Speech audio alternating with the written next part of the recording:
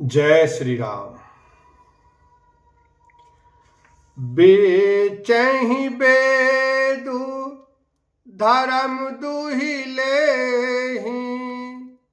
पिसुन पराए पाप कहि देहि।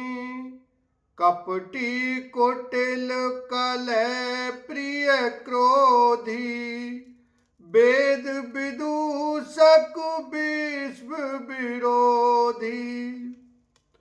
जो लोग वेदों को बेचते हैं, धर्म को दुह लेते हैं, चुगलखोर हैं, दूसरों के पापों को कह देते हैं, जो कपटी कुटिल कलह प्रिय और क्रोधी हैं, तथा जो वेदों की निंदा करने वाले और विश्व भर के विरोधी हैं।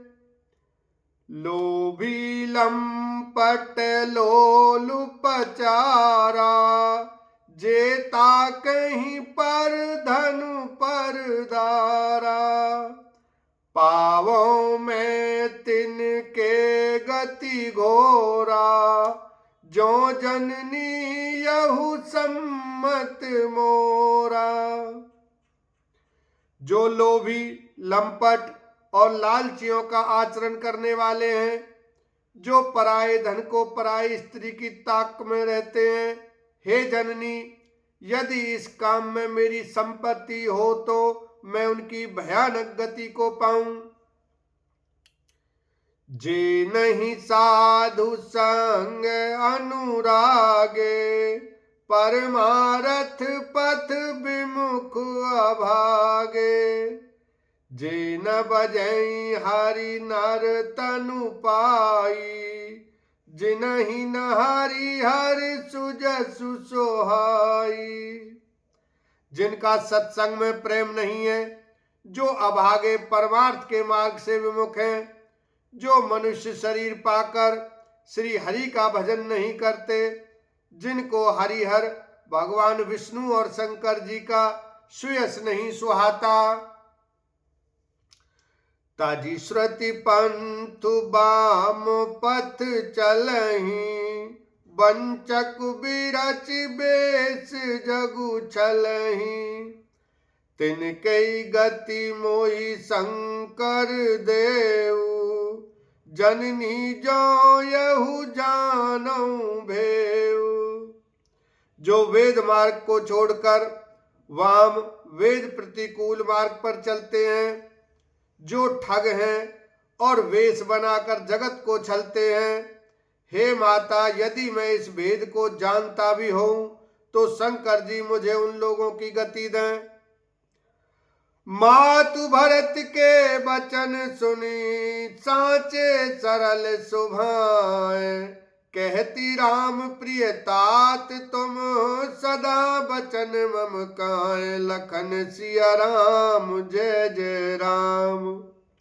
माता कौशल्या जी भरत जी के स्वाभाविक ही सच्चे और सरल वचनों को सुनकर कहने लगी, हे तात, तुम तो मन वचन और शरीर से सदा ही श्री रामचंद्र के प्यारे हो। राम प्राण हूं ते प्राण तुम्हारे, तुम रघुपति ही प्राण हूं ते प्यारे। विदु विष चवै श्रुतव हिम आगी, होई बारी चर बारी बिरागी। श्री राम तुम्हारे प्राणों से भी बढ़कर प्राण प्रिय हैं, और तुम भी श्री रघुनाथ को प्राणों से भी अधिक प्यारे हो। चंद्रमा चाहे विष चुआने लगे और पाला आग बरसाने लगे, जलचर जीव जल से विरक्त हो जाएं। भय ज्ञान बर मिटई न मोहु, तुम राम ही प्रतिकूल न हो। मम तुम्हारे यहु जो जग कहीं, सो सपने हो सुख सुगति न लहीं। और ज्ञान हो जाने पर भी चाहे मोह न मिटे, पर तुम श्री रामचंद्र के प्रतिकूल कभी नहीं हो सकते, इसमें तुम्हारी सम्मति है। जगत में जो कोई ऐसा कहते हैं, वे स्वप्न में भी सुख और शुभ गति नहीं पावेंगे। अस कही मातु भरत ही लाए, थन पय श्रतव नैन जल छाए, करत बिलाप बहुत एही भांति, बैठे ही बीत गई सब राती।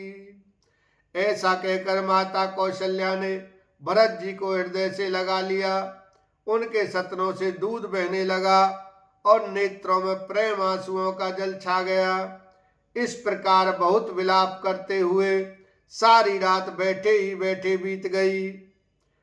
वामदेव वशिष्ठ तब आए, सचिव महाजन सकल बोलाए, मुनि बहु भांति भरत उपदेश, कही परमारथ बचन सुदेश।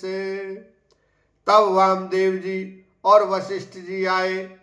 उन्होंने सब मंत्रियों तथा महाजनों को बुलवाया। फिर मुनि वशिष्ठ जी ने परमार्थ के सुंदर समयानुकूल वचन कहकर बहुत प्रकार से भरत जी को उपदेश दिया। तात हृदय धीरज धरऊ, करऊ जो अवसर आज, उठे भरत गुरु बचन सुनी, करन कहेऊ सब साज, लखन सिया राम जय जय राम। वशिष्ठ जी ने कहा, हे तात, हृदय में धीरज धरो और आज जिस कार्य के करने का अवसर है उसे करो। गुरु जी के वचन सुनकर भरत जी उठे और उन्होंने सब तैयारी करने के लिए कहा।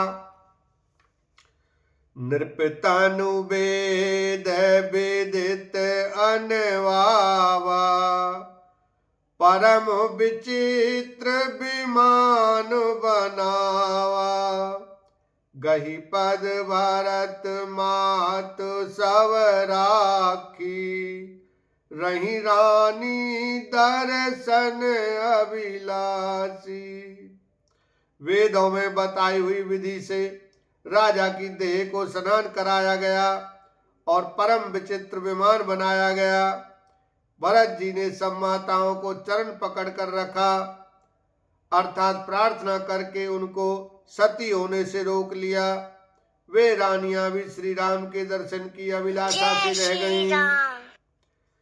चंदन अगर भार बहु आए, अमित अनेक सुगंध सुहाए, सरजू तीर रचि चिता बनाई, जन सुरपुर सोपान सुहाई। चंदन और अगर के तथा और भी अनेकों प्रकार के अपार कपूर, गुग्गुल, केसर आदि सुगंध द्रव्यों के बहुत से बोझ आए। सरयू जी के तट पर सुंदर चिता रचकर बनाई गई, जो ऐसी मालूम होती थी मानो स्वर्ग की सुंदर सीढ़ी हो। एही विधि दाह क्रिया सब कीनी, विधिवत नाई तिलांजलि दीनी, सोधि सुमृति सब वेद पुराना, कीन भरत दस गात विधान।